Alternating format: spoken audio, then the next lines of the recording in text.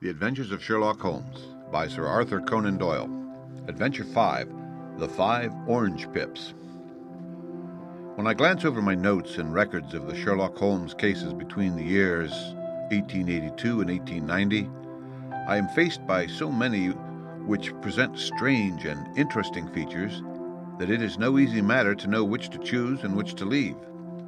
Some, however, have already gained publicity through the papers, and others have not offered a field for those peculiar qualities which my friend possessed in so high a degree, and which it is the object of these papers to illustrate. Some, too, have baffled his analytical skill, and would be, as narratives, beginnings without an ending, while others have been but partially cleared up, and have their explanations founded rather upon conjecture and surmise than on that absolute logical proof which was so dear to him. There is, however, one of these last which was so remarkable in its details and so startling in its results that I am tempted to give some account of it, in spite of the fact that there are points in connection with it which never have been and probably never will be entirely cleared up.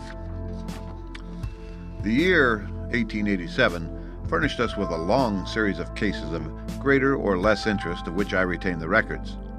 Among my headings under this 12 months, I find an account of the adventure of the Paradol Chamber of the Amateur Mendicant Society, who held a luxurious club in the lower vault of a furniture warehouse, of the facts connected with the loss of the British bark, the Sophie Anderson, of the singular adventures of the Grice Pattersons in the island of Uffa, and finally of the Camberwell poisoning case. In the latter, as may be remembered, Sherlock Holmes was able, by winding up the dead man's watch, to prove that it had been wound up 2 hours before, and that therefore the deceased had gone to bed within that time, a deduction which is of the greatest importance in clearing up the case. All these I may sketch out at some future date, but none of them present such singular features as the strange train of circumstances which I have now taken up my pen to describe. It was in the latter days of September, and the equinoctial gales had set in with exceptional violence. All day the wind had screamed and the rain had beaten against the windows, so that even here in the heart of great handmade London we were forced to raise our minds for the instant from the routine of life and to recognize the presence of those great elemental forces which shriek at mankind through the bars of his civilization like untamed beasts in a cage. As evening drew in, the storm grew higher and louder, and the wind cried and sobbed like a child in the chimney. Sherlock Holmes sat moodily at one side of the fireplace, cross-indexing his records of crime, while I, at the other, was deep in one of Clark Russell's fine sea stories until the howl of the gale from without seemed to blend with the text and the splash of the rain to lengthen out into the long swash of the sea waves. My wife was on a visit to her mother's, and for a few days I was a dweller once more in my old quarters at Baker Street. "Why," said I, glancing up at my companion, "that was surely the bell. Who could come tonight? Some friend of yours, perhaps?" "Except yourself, I have none," he answered. "I do not encourage visitors." "A client, then?" "If so, it is a serious case. Nothing less would bring a man out on such a day and at such an hour. But I take it that is more likely to be some crony of the landlady's." Sherlock Holmes was wrong in his conjecture, however, for there came a step in the passage and a tapping at the door. He stretched out his long arm to turn the lamp away from himself and towards the vacant chair upon which a newcomer must sit. "Come in," said he. The man who entered was young, some 22 at the outside, well-groomed and trimly clad, with something of refinement and delicacy in his bearing. The streaming umbrella which he held in his hand and his long, shining waterproof told of the fierce weather with which he had come. He looked about him anxiously in the glare of the lamp, and I could see that his face was pale and his eyes heavy, like those of a man who is weighed down with some great anxiety. "I owe you an apology," he said, raising his golden pince-nez to his eyes. "I trust that I am not intruding. I fear that I have brought some traces of the storm and rain into your snug chamber." "Give me your coat and umbrella," said Holmes. "They may rest here on the hook and will be dry presently." "You have come up from the southwest, I see." "Yes, from Horsham. That clay and chalk mixture which I see upon your toe-caps is quite distinctive." "I have come for advice." "That is easily got." "And help." "That is not always so easy." "I have heard of you, Mr. Holmes. I heard from Major Prendergast how you saved him in the Tankerville Club scandal. Ah, of course. He was wrongfully accused of cheating at cards. He said that you could solve anything. He said too much. That you are never beaten. I have been beaten 4 times, 3 times by men and once by a woman. But what is that compared with the number of your successes? It is true that I have been generally successful. Then you may be so with me. I beg that you will draw your chair up to the fire and favor me with some details as to your case. It is no ordinary one. None of those which come to me are. I am the last court of appeal. And yet I question, sir, whether in all your experience you have ever listened to a more mysterious and inexplicable chain of events than those which have happened in my own family. You fill me with interest, said Holmes. Pray, give us the essential facts from the commencement, and I can afterwards question you as to those details which seem to me to be most important. The young man pulled his chair up and pushed his wet feet out towards the blaze. My name, said he, is John Openshaw, but my own affairs have, as far as I can understand, little to do with this awful business. It is a hereditary matter, so in order to give you an idea of the facts, I must go back to the commencement of the affair. You must know that my grandfather had 2 sons, my uncle Elias and my father Joseph. My father had a small factory at Coventry, which he enlarged at the time of the invention of bicycling. He was a patentee of the Openshaw unbreakable tire, and his business met with such success that he was able to sell it and to retire upon a handsome competence. My uncle Elias emigrated to America, where he was a young man and became a planter in Florida, where he was reported to have done very well. At the time of the war he fought in Jackson's army, and afterwards under Hood, where he rose to be a colonel. When Lee laid down his arms, my uncle returned to his plantation, where he remained for 3 or 4 years. About 1869 or 1870, he came back to Europe and took a small estate in Sussex near Horsham. He had made a very considerable fortune in the States, and his reason for leaving them was his aversion to the Negroes and his dislike of the Republican policy in extending the franchise to them. He was a singular man, fierce and quick-tempered, very foul-mouthed when he was angry, and of a most retiring disposition. During all the years that he lived at Horsham, I doubt if he ever set foot in the town.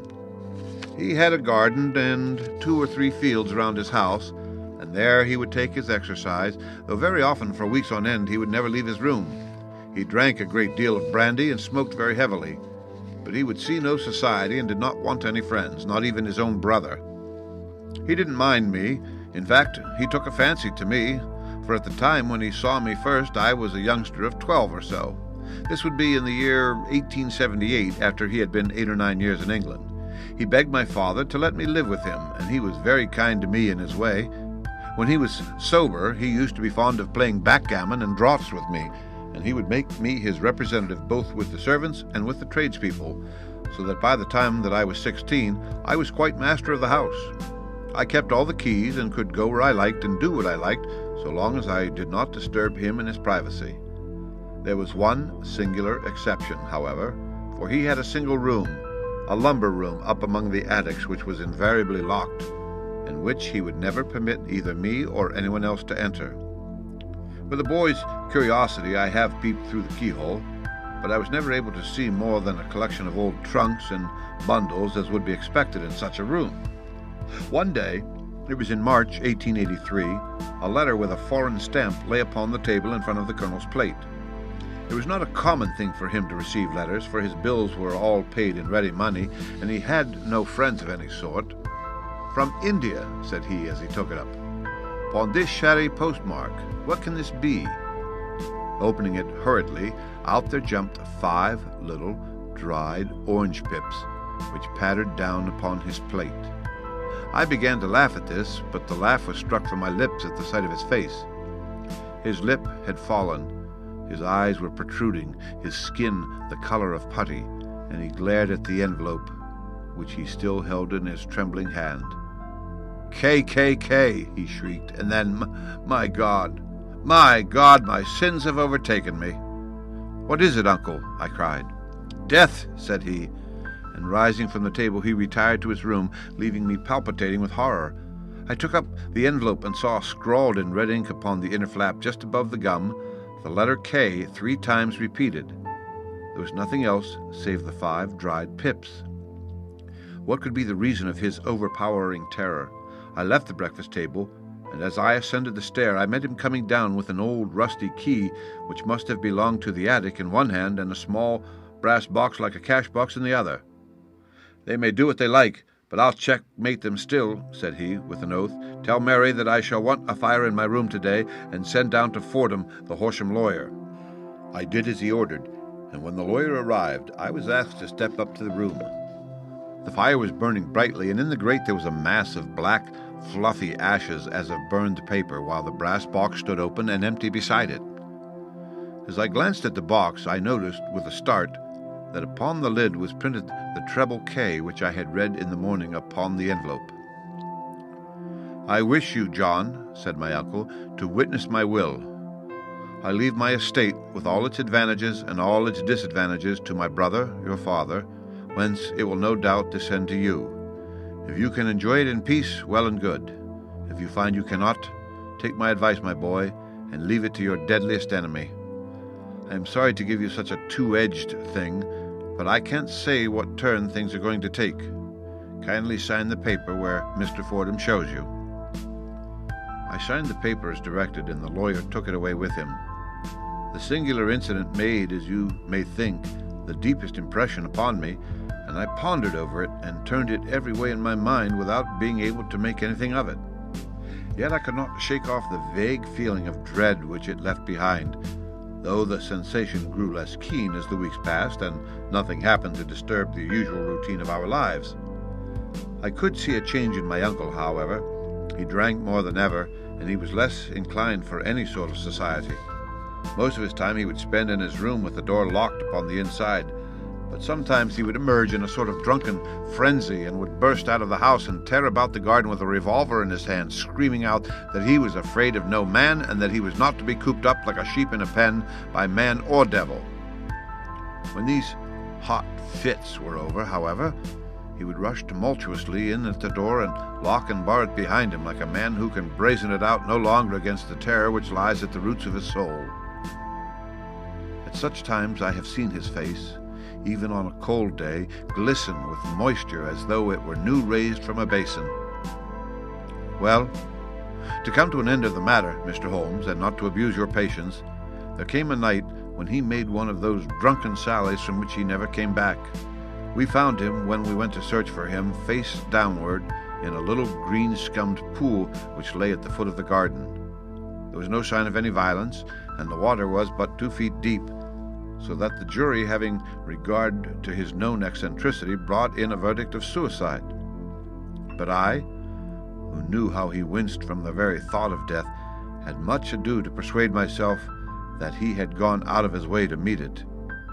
The matter passed, however, and my father entered into possession of the estate and of some £14,000 which lay to his credit at the bank. "One moment," Holmes interposed. "Your statement is, I foresee, one of the most remarkable to which I have ever listened. Let me have the date of the reception by your uncle of the letter and the date of his supposed suicide." The letter arrived on March 10th, 1883. His death was 7 weeks later, upon the night of May 2nd. "Thank you. Pray, proceed." When my father took over the Horsham property, he, at my request, made a careful examination of the attic, which had been always locked up. We found the brass box there, although its contents had been destroyed. On the inside of the cover was a paper label with the initials of K, K, K repeated upon it, and letters, memoranda, receipts, and a register written beneath. These, we presume, indicated the nature of the papers which had been destroyed by Colonel Openshaw. For the rest, there was nothing of much importance in the attic, save a great many scattered papers and notebooks bearing upon my uncle's life in America. Some of them were of the war time and showed that he had done his duty well and had borne the repute of a brave soldier. Others were of a date during the reconstruction of the southern states and were mostly concerned with politics, for he had evidently taken a strong part in opposing the carpetbag politicians who had been sent down from the north. Well, it was the beginning of 1884 when my father came to live at Horsham, and all went as well as possible with us until January of '85. On the 4th day after the New Year, I heard my father give a sharp cry of surprise as we sat together at the breakfast table. There he was, sitting with a newly opened envelope in one hand and 5 dried orange pips in the outstretched palm of the other hand. He had always laughed at what he called my cock and bull story about the colonel, but he looked very scared and puzzled now that the same thing had come upon himself. "Why, what on earth does this mean, John?" he stammered. My heart had turned to lead. "It is K, K, K," said I. He looked inside the envelope. "So it is," he cried. "Here are the very letters. But what is this written above them?" "Put the papers on the sundial," I read, peeping over his shoulders. "What papers? What sundial?" he asked. "The sundial in the garden. There is no other," said I. "But the papers must be those that are destroyed." "Pooh," said he, gripping hard at his courage. "We are in a civilized land here, and we can't have tomfoolery of this kind. Where does the thing come from?" "From Dundee," I answered, glancing at the postmark. "Some preposterous practical joke," said he. "What have I to do with sundials and papers? I shall take no notice of such nonsense." "I should certainly speak to the police," I said. And be laughed at for my pains? Nothing of the sort." "Then let me do so?" "No, I forbid you. I won't have a fuss made about such nonsense." It was in vain to argue with him, for he was a very obstinate man. I went about, however, with a heart which was full of forebodings. On the 3rd day after the coming of the letter, my father went from home to visit an old friend of his, Major Freebody, who is in command of one of the forts upon Portsdown Hill. I was glad that he should go, for it seemed to me that he was farther from danger when he was away from home. In that, however, I was in error. Upon the 2nd day of his absence, I received a telegram from the Major imploring me to come at once.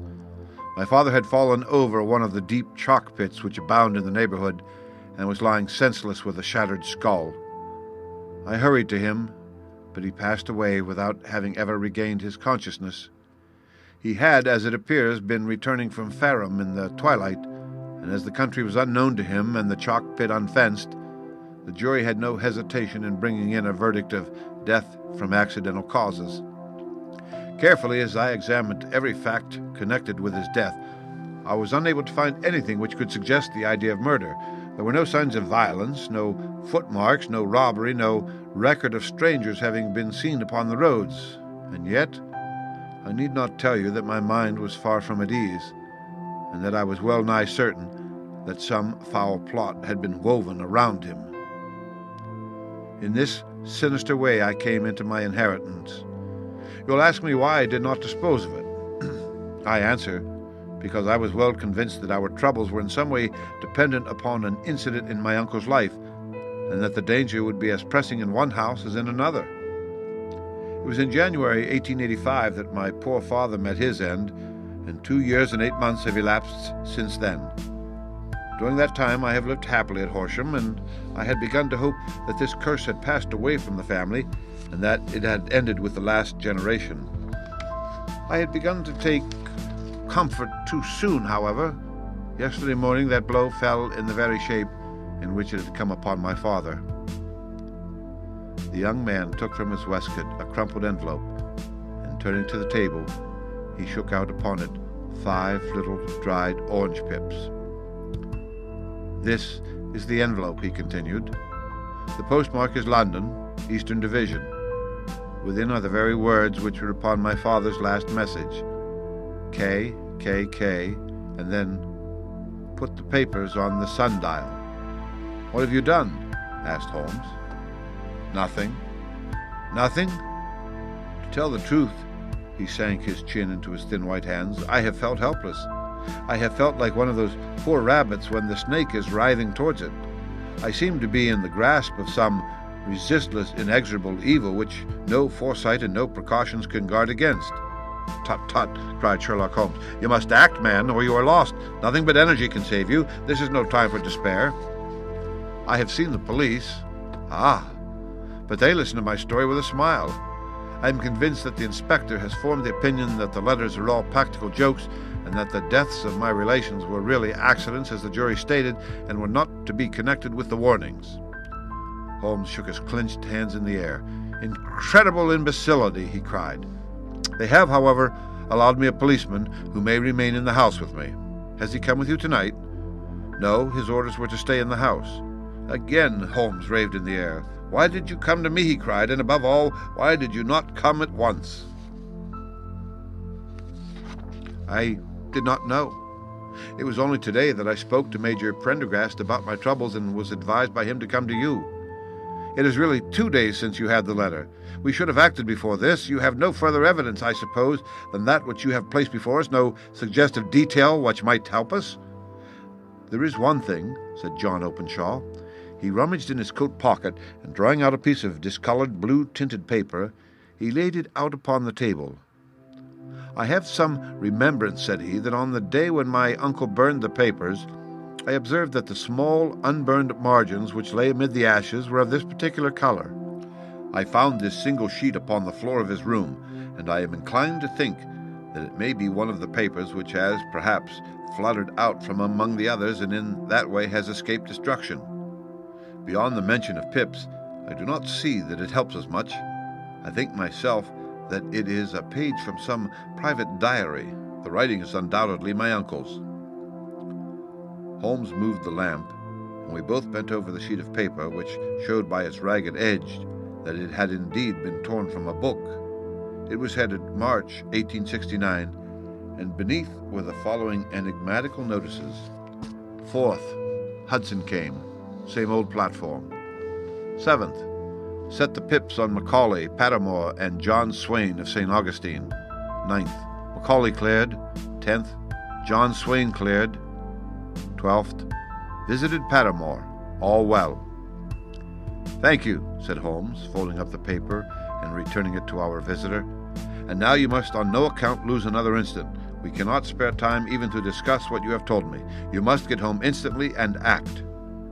"What shall I do?" "There is but one thing to do. It must be done at once. You must put this piece of paper, which you have shown us, into the brass box which you have described. You must also put in a note to say that all the other papers were burned by your uncle, and that this is the only one which remains. You must assert that in such words as will carry conviction with them. Having done this, you must at once put the box out upon the sundial as directed. Do you understand?" "Entirely. Do not think of revenge or anything of the sort at present. I think that we may gain that by means of the law. But we have our web to weave, while theirs is already woven.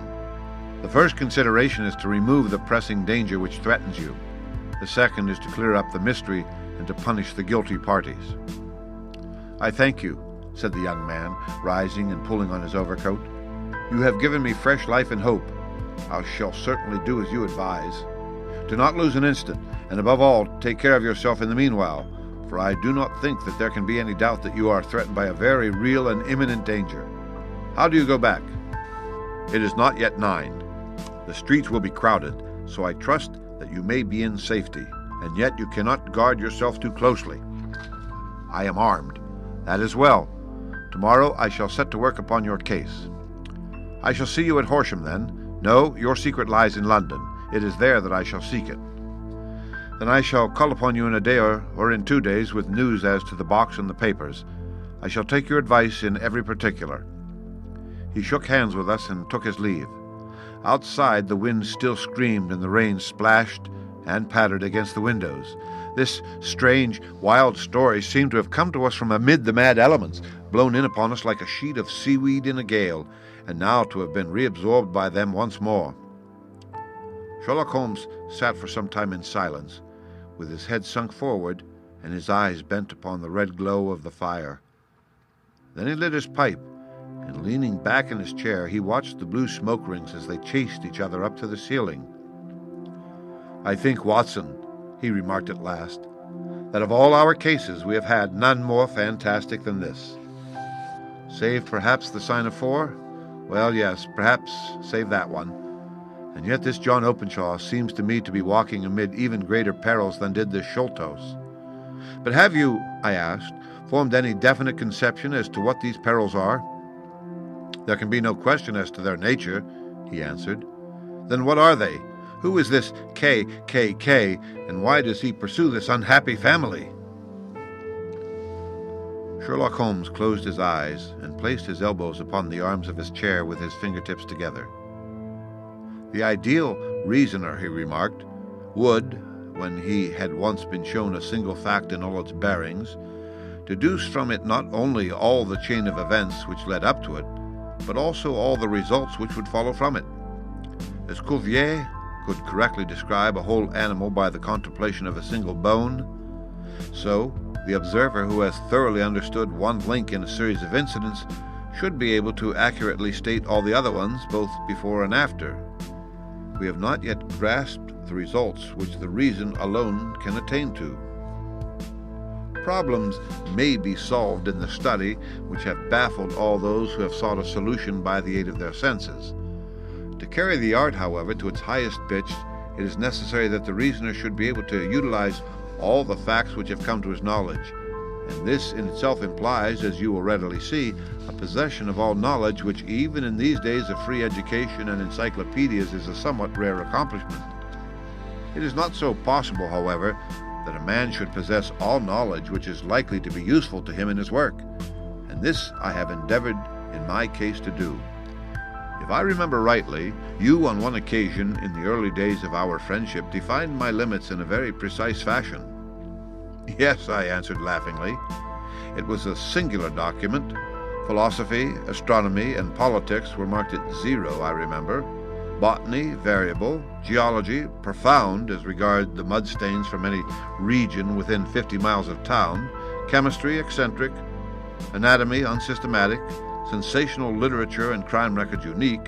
Violin player, boxer, swordsman, lawyer, and self-poisoner by cocaine and tobacco. Those, I think, were the main points of my analysis. Holmes grinned at the last item. Well, he said, I say now, as I said then, that a man should keep his little brain attic stocked with all the furniture that he is likely to use, and the rest he can put away in the lumber room of his library, where he can get it if he wants it. Now, for such a case as the one which has been submitted to us tonight, we need certainly to muster all our resources. Kindly hand me down the letter K of the American Encyclopedia, which stands upon the shelf beside you. Thank you. Now let us consider the situation and see what may be deduced from it. In the first place, we may start with a strong presumption that Colonel Openshaw had some very strong reason for leaving America. Men at his time of life do not change all their habits and exchange willingly that charming climate of Florida for the lonely life of an English provincial town. His extreme love of solitude in England suggests the idea that he was in fear of someone or something, so we may assume as a working hypothesis that it was fear of someone or something which drove him from America. As to what it was he feared, we can only deduce that by considering the formidable letters which were received by himself and his successors. Did you remark the postmarks of those letters? The first was from Pondicherry, the second from Dundee, and the third from London, from East London. What do you deduce from that? They are all seaports, that the writer was on board of a ship. Excellent. We already have a clue. There can be no doubt that the probability, the strong probability, is that the writer was on board of a ship. And now let us consider another point. In the case of Pondicherry, 7 weeks elapsed between the threat and its fulfillment. In Dundee, it was only some 3 or 4 days. Does that suggest anything? A greater distance to travel. But the letter also had a greater distance to come. Then I do not see the point. There is at least a presumption that the vessel in which the man or men are is a sailing ship. There is at least a presumption that the vessel in which the man or men are is a sailing ship. It looks as if they always send their singular warning or token before them when starting upon their mission.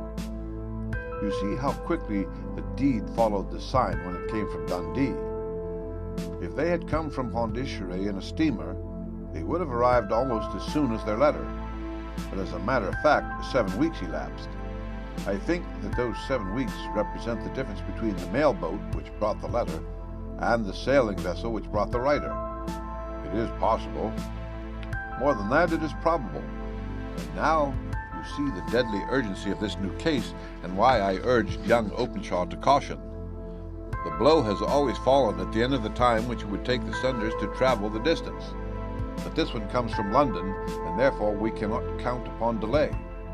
"Good God," I cried. "What can it mean, this relentless persecution?" The papers which Openshaw carried are obviously of vital importance to the person or persons in the sailing ship. I think that it is quite clear that there must be more than one of them. A single man could not have carried out 2 deaths in such a way as to deceive a coroner's jury. There must have been several in it, and they must have been men of resource and determination. Their papers they mean to have, be the holder of them who it may.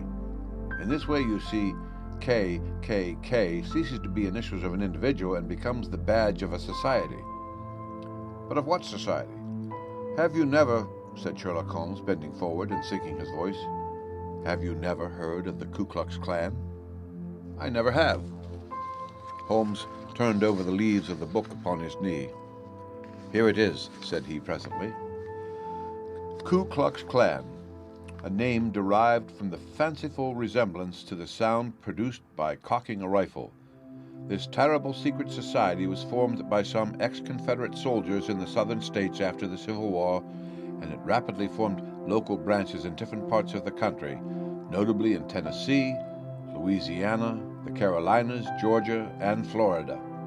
Its power was used for political purposes, principally for the terrorizing of the Negro voters and the murdering and driving from the country of those who were opposed to its views. Its outrages were usually preceded by a warning sent to the marked man in some fantastic but generally recognized shape: a sprig of oak leaves in some parts, melon seeds or orange pips in others. On receiving this, the victim might either openly abjure his former ways or might fly from the country. If he braved the matter out, death would unfailingly come upon him, and usually in some strange and unforeseen manner. So perfect was the organization of the society, and so systematic its methods, that there is hardly a case upon record where any man succeeded in braving it with impunity, or in which any of its outrages were traced home to the perpetrators. For some years the organization flourished in spite of the efforts of the United States government and of the better classes of the community in the South. Eventually, in the year 1869, the movement rather suddenly collapsed, although there have been sporadic outbreaks of the same sort since that date. "You'll observe," said Holmes, laying down the volume, "that the sudden breaking up of the society was coincident with the disappearance of Openshaw from America with their papers. It may well have been cause and effect. It is no wonder that he and his family have some of the more implacable spirits upon their track. You can understand that this register and diary may implicate some of the first men in the South, and that there may be many who will not sleep easy at night until it is recovered. And the page we have seen is such as we might expect. It ran, if I remember right, sent the PIPS to A, B, and C, that is, sent the society's warning to them. Then there are successive entries that A and B cleared or left the country, and finally that C was visited with, I fear, a sinister result for C. Well, I think, Doctor, that we may have let some light into this dark place, and I believe that the only chance young Openshaw has in the matter is to do what I have told him. There is nothing more to be said or to be done tonight, so hand me over my violin, and let us try to forget for half an hour the miserable weather and the still more miserable ways of our fellow men." It had cleared in the morning, and the sun was shining with a subdued brightness through the dim veil which hangs over the great city. Sherlock Holmes was already at breakfast when I came down. "You will excuse me for not waiting for you," said he. "I have, I foresee, a very busy day before me in looking into this case of young Openshaw's." "What steps will you take?" I asked. "It would very much depend upon the results of my first inquiries. I may have to go down to Horsham after all." "You will not go there first?" "No, I shall commence with the city. Just ring the bell, and the maid will bring up your coffee." As I waited, I lifted the unopened newspaper from the table and glanced my eye over it. It rested upon a heading which sent a chill to my heart. "Holmes!" I cried. "You're too late." "Ah," said he, laying down his cup. "I feared as much. How is it done?" He spoke calmly, but I could see that he was deeply moved. My eye caught the name of Openshaw in the heading, "Tragedy near Waterloo Bridge."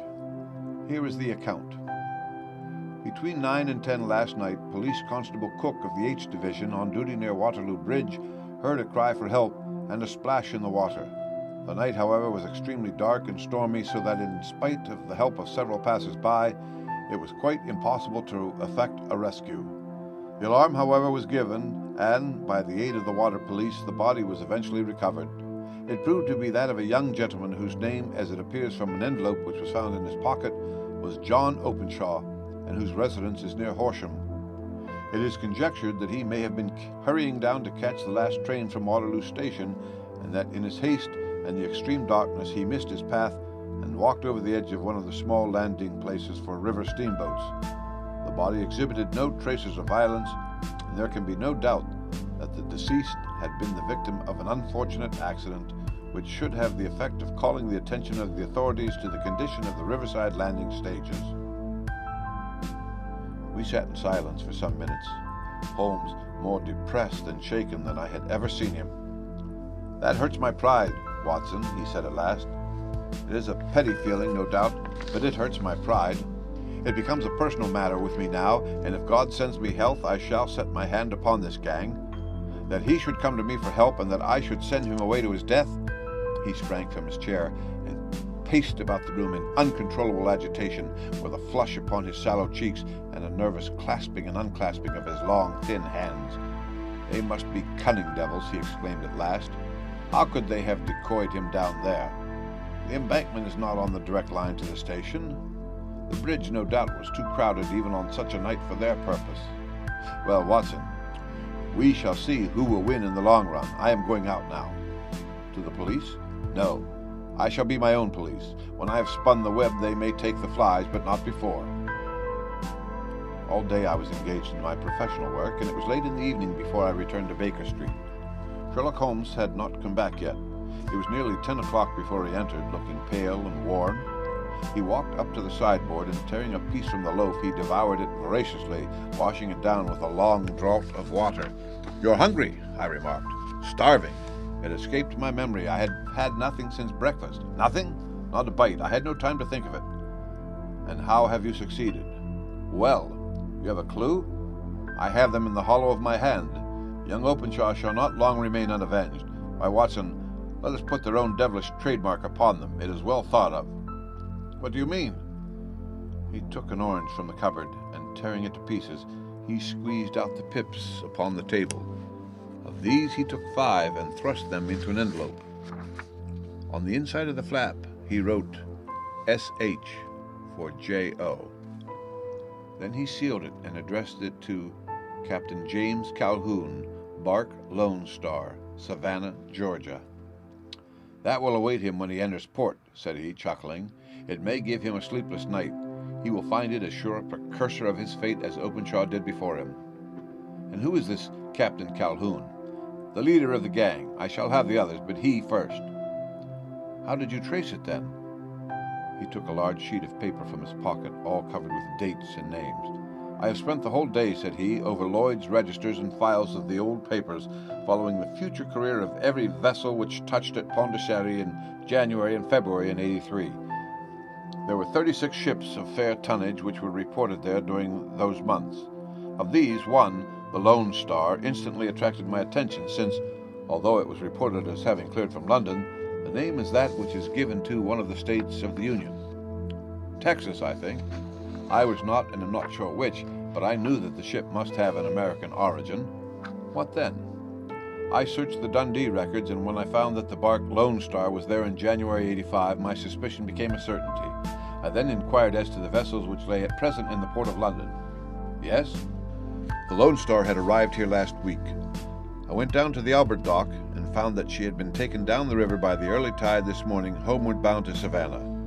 I wired to Gravesend and learned that she had passed some time ago, and as the wind is easterly, I have no doubt that she is now past the Goodwins and not very far from the Isle of Wight." "What will you do then?" "Oh, I have my hand upon him. He and the 2 mates are, as I learned, the only native-born Americans in the ship. The others are Finns and Germans. I know also that they were all 3 away from the ship last night.